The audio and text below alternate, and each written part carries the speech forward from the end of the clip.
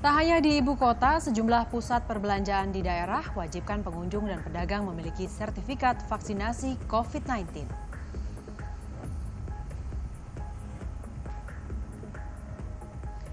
Di Aroma Siang kali ini, kami akan menyajikan hidangan tradisional Meksiko, chicken quesadilla untuk kamu, sahabat RTV.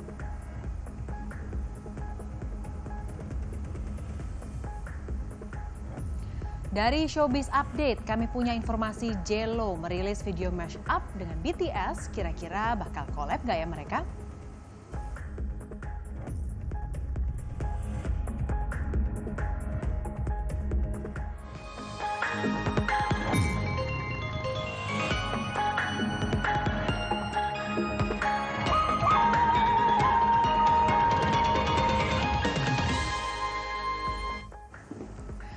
Halo, selamat siang sahabat RTV, apa kabarnya kamu? Berjumpa lagi dengan Lensa Indonesia Siang. Selain 3 informasi utama tadi, kami juga telah menyiapkan informasi lainnya untuk kamu saksikan selama 30 menit ke depan. Selain itu sahabat, selama program Lensa Indonesia Siang ini berlangsung, kami juga telah mematuhi protokol kesehatan COVID-19 dengan mengenakan masker dan juga menjaga jarak. Langsung saja, bersama saya Tasya Syarif. Ini dia Lensa Indonesia Siang selengkapnya.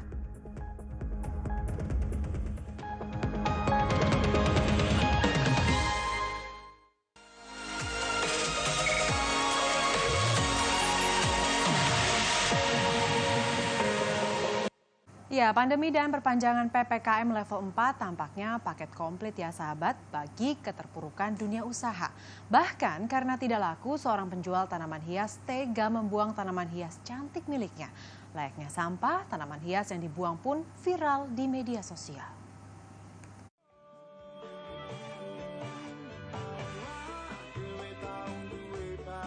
Pak, udah Pak. Itu tanaman hias cantik-cantik banget, kenapa dibuang ya? Ditumpuk kayak sampah. Nggak hanya satu, tapi ada ratusan tanaman cantik. Ini mah kalau dihitung. Duh, sedih nggak sih liatnya? Sing sabar ya Pak. Jadi kabarnya nih, penjual tanaman hias di wisata Taman Bunga Celosia Bandungan Semarang, Jawa Tengah ini kesal karena tanaman hiasnya tidak habis terjual. Ya apalagi kalau bukan karena pandemi dan efek diperpanjangnya PPKM. Netizen yang sebagian besar para pecinta tanaman hias pun miris nih liatnya. Mereka kasihan dengan nasib para penjual tanaman hias, tapi di lain sisi juga menyayangkan tanaman hias yang tidak bersalah ini dibuang layaknya sampah.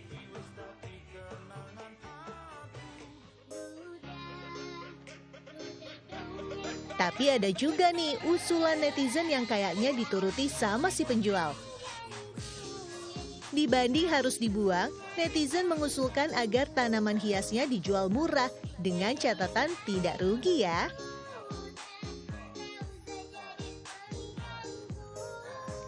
Yuk angkat tangan bareng-bareng untuk berdoa semoga pandemi berakhir dan pengusaha bangkit lagi. Tapi kalau ada rezeki lebih, boleh dong ulurin tangannya untuk ngeborong hasil jualan para penjual kecil yang terdampak PPKM.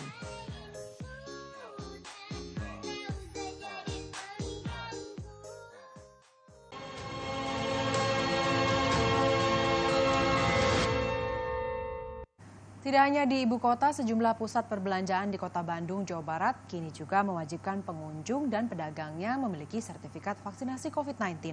Langkah ini dilakukan sebagai upaya pencegahan penularan virus corona dan mendukung rencana pemerintah untuk mencapai herd immunity atau kekebalan kelompok.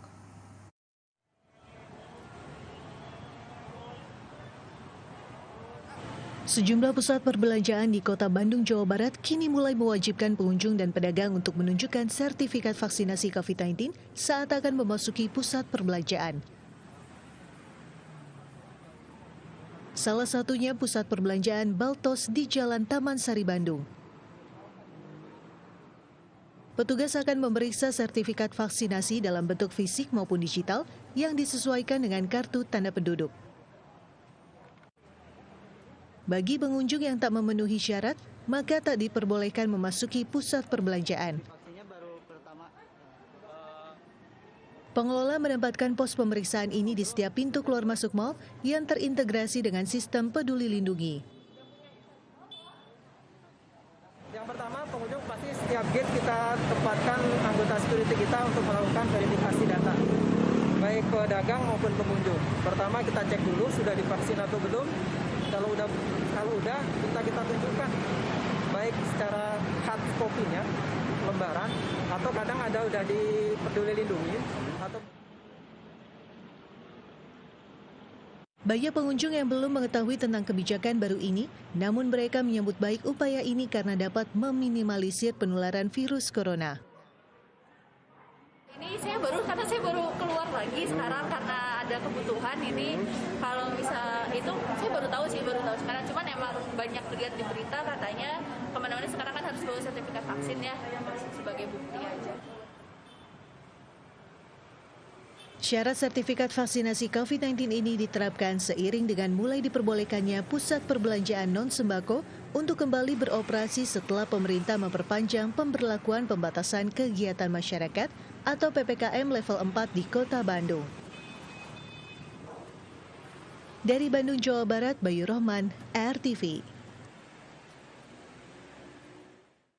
Ya, beragam cara dilakukan untuk meningkatkan animo masyarakat mengikuti program vaksinasi COVID-19. Di Gunung Kidul, Yogyakarta, warga antusias mendatangi sentra vaksinasi karena yang disuntik vaksin mendapat hadiah beras dan juga masker.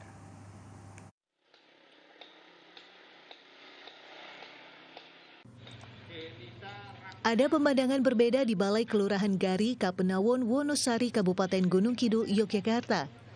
Jika beberapa hari sebelumnya balai kelurahan yang menjadi sentra vaksinasi ini sepi, namun kini dipenuhi warga. Setidaknya 700 warga antusias mengantre untuk mengikuti program vaksinasi COVID-19. Sejumlah warga yang tadinya takut kini yakni disuntik vaksin. Ternyata ada penyebabnya, karena warga yang telah divaksinasi akan mendapatkan sembako berupa beras 5 kg dan sekotak masker. Warga merasa senang dengan program ini mengingat pandemi telah menggerus perekonomian mereka. Senang, Mas? Senang. Dalam menjalani vaksin ada kendala? Nggak ada. Persiapannya? Persiapannya nggak ada persiapan. Takut nggak, Mbak, divaksin? Takut. Ya, alhamdulillah sih dapat rezeki. Harapannya, Mbak? Harapannya semoga COVID cepat berlalu dan bisa beraktivitas seperti dulu kembali. Guna mengantisipasi kerumunan, petugas telah membagi jadwal bagi peserta dari 9 padukuhan di Kelurahan Giri yang masing-masingnya mendapatkan kesempatan vaksinasi di setiap jamnya. Dari Gunung Kidul, Yogyakarta, Ahmadi, RTV. Pemberlakuan pembatasan kegiatan masyarakat PPKM level 4 diperpanjang. Di DKI Jakarta, penyekatan pun terus dilakukan di 100 titik yang tersebar di wilayah ibu kota. Lalu bagaimana pelaksanaannya di lapangan? Apakah masih ketat? Rekan kami, Valencia Triksi dan juru kamera Gilang Rahmat punya informasinya buat kamu. Sahabat RTV, PPKM level 4 kembali diperpanjang nih. Nah, untuk tetap menekan mobilitas masyarakat, penerapan penyekatan di 100 titik di kawasan Jakarta juga masih diterapkan. Nah, saya mau cek beberapa lokasi penyekatan bagaimana saat ini penerapannya. Ya, ikuti saya. Jalan. Saya langsung menuju ke lokasi pertama di kawasan Jakarta Timur yang menjadi perbatasan wilayah aglomerasi, sehingga lalu lintasnya biasanya padat oleh kendaraan yang keluar masuk Jakarta. Untuk penyekatan di lokasi Jalan Lampir, Kalimalang, Jakarta Timur, kondisinya nih terpantau cukup ramai. Nih, ada kendaraan yang memang mengantri untuk diperiksa oleh petugas.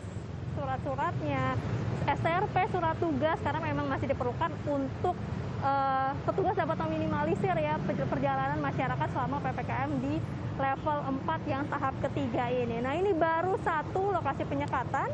Nanti saya akan cek lagi ke lokasi penyekatan berikutnya yang ada di Jakarta. Kita coba tanya ke aparat kepolisian yang tengah bertugas di pos penyekatan Lampir yuk. Menurut petugas di lapangan, ternyata setelah penyekatan berlangsung hampir 1 bulan, masyarakat yang melintas sudah lebih paham persyaratan perjalanan selama masa PPKM. Sehingga tidak sulit untuk pengecekan surat-surat yang dibutuhkan. Yang jelas itu perbedaan untuk volume kendaraan makin banyak ya, mengingat dari yang bergerak di bidang UMKM kan sudah bisa dibuka. Nah, kita sebagai petugas penyekatan di Lampiri di PPKM level 4, kita lebih condong mengedukasi agar segera vaksin. Namun demikian, bagi yang melintas yang tidak bisa menunjukkan vaksin, STRP maupun surat tugas tetap kita putar balikan sesuai dengan aturan. Selain penyekatan di Jalan Lampir, kami juga memantau penyekatan di kawasan Basuki Rahmat. Masih di kawasan Jakarta Timur, saat ini saya ada di penyekatan Underpass Basura. Nah, di tempat ini petugas masih berjaga ya, namun memang lebih ke mengatur arus lalu lintas. Sedangkan untuk pemeriksaan seperti surat tugas ataupun STRP ini tidak dilakukan saat ini. Namun disebutkan bahwa pemeriksaan itu tadi dilakukan pagi tadi dan saat ini hanya mengatur arus lalu lintas yang memang terlihat mobilitas kendaraan ini semakin meningkat. Sayangnya nih, saat kami ke pos selanjutnya di kawasan Jakarta Selatan, kondisinya tidak jauh berbeda. Di sepanjang jalan sih terlihat ada pembatas jalan ya, tapi tidak ada petugas yang berjaga sama sekali loh. Waduh, tidak ada pemeriksaan dong di sini.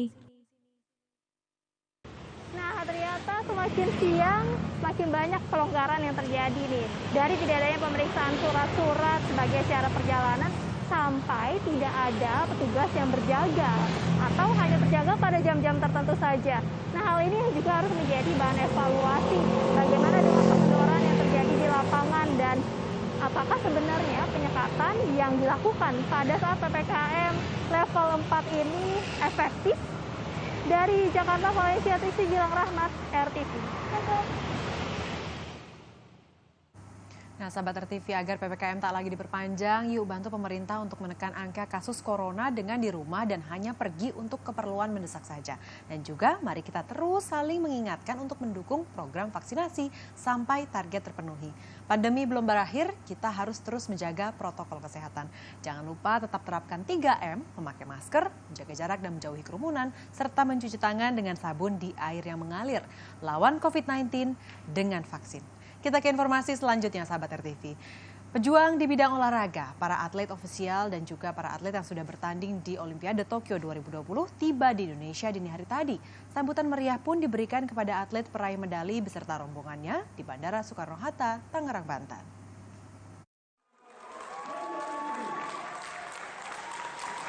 Tepuk tangan meriah menyambut kedatangan para atlet dan rombongannya. Rombongan terakhir atlet Indonesia yang telah berjuang di Olimpiade Tokyo 2020 tiba di Bandara Soekarno-Hatta, Tangerang, Banten pada Kamis dini hari tadi. Di antaranya para peraih medali, atlet bulu tangkis Antoni Ginting, Grecia Poli, Apriani Rahayu, atlet angkat besi Rahmat Erwin, dan sejumlah atlet lain beserta ofisialnya.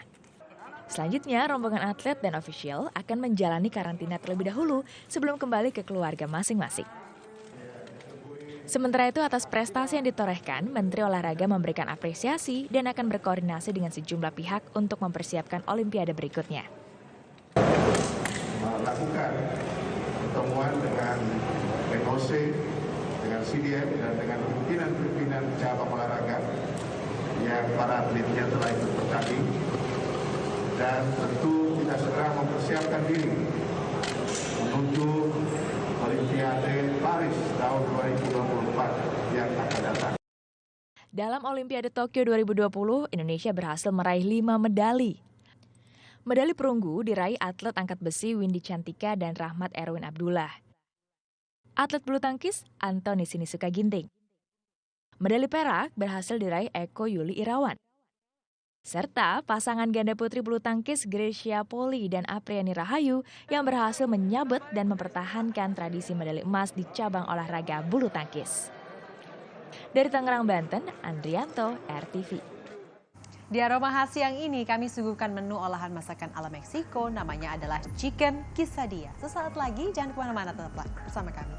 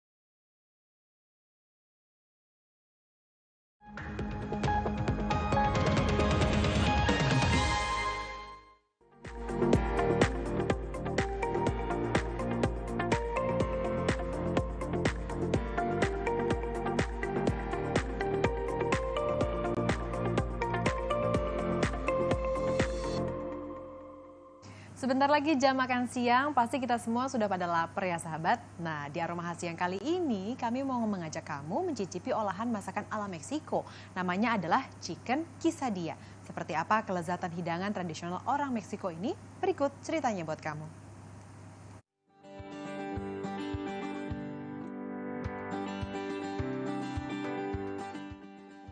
Sahabat RTV, untuk Anda yang masih bingung mau masak apa siang ini, bagaimana kalau kita coba buat camilan orang Meksiko, quesadilla.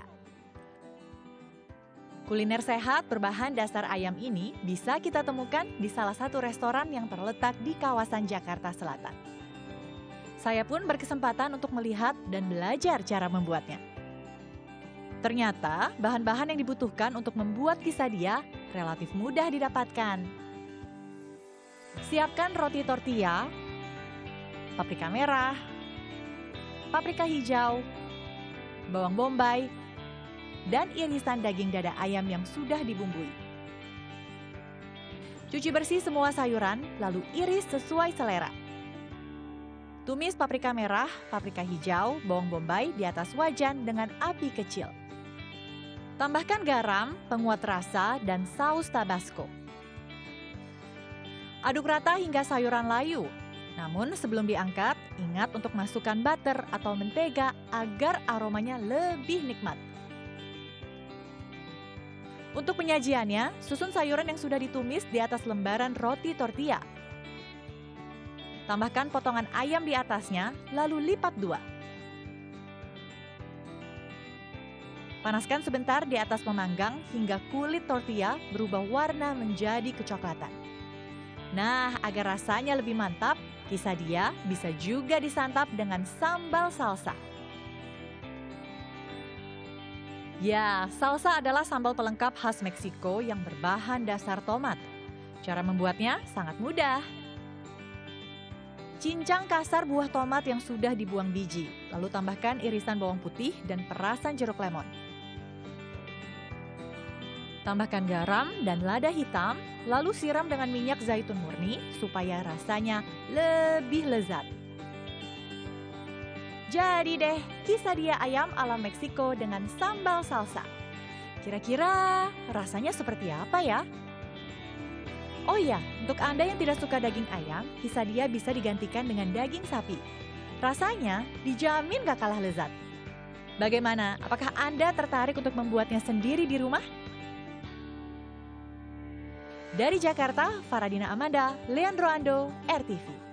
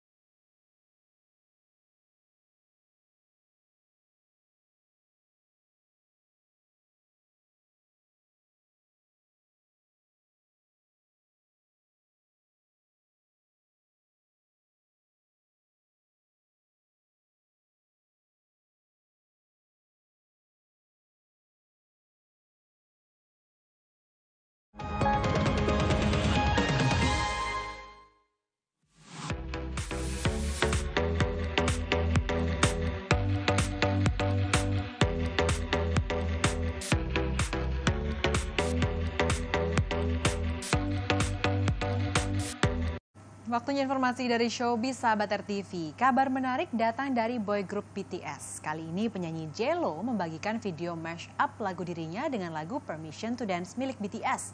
Wah, kira-kira bakal ada kolaborasi lagi nggak ya? Yuk kita intip, ini dia informasinya.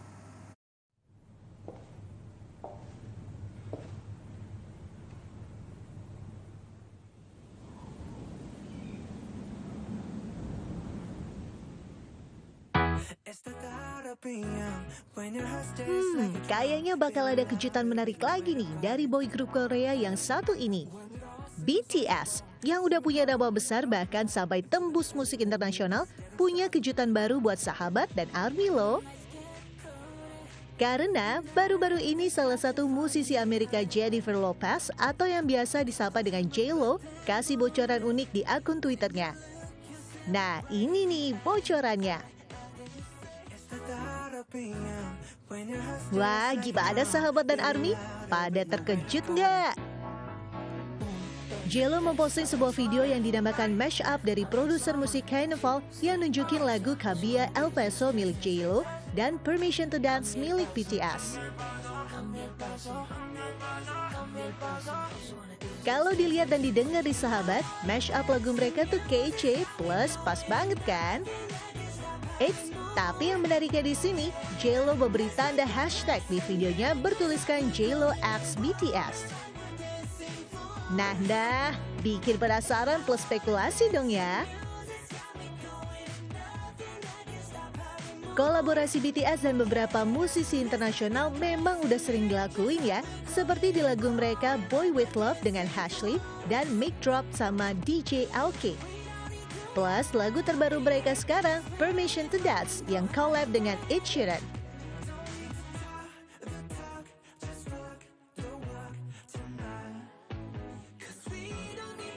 Tapi kira-kira dengan adanya hashtag dari J.Lo, pada penasaran nggak bakal terjadi kolaborasi di antara mereka?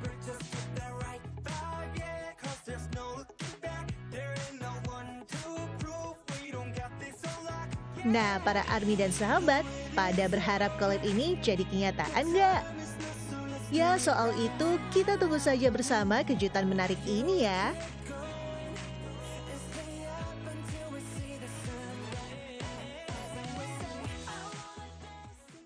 Ya, informasi tadi menutup jumpa kita di Lensa Indonesia Siang kali ini. Ingat Sahabat RTV, mari kita terus saling mengingatkan untuk mendukung program vaksinasi sampai target terpenuhi. Pandemi belum berakhir, kita harus terus menjaga protokol kesehatan.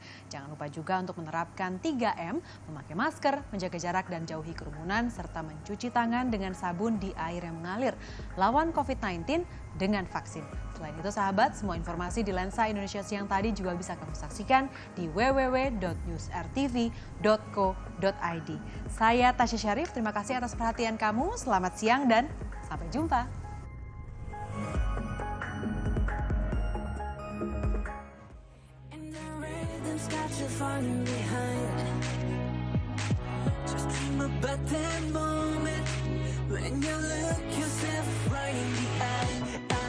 It's the thought of being young, when your heart's just like a drum, beating louder with nowhere to guard it. 1, 2, 3, avanza, left, avanza, 1, 2, step, avanza. All you wanna do is just dance, dance, dance. Cambia el paso, cambia el paso, cambia el paso, cambia el paso, cambia el paso. All you wanna do is just dance, dance, dance, dance.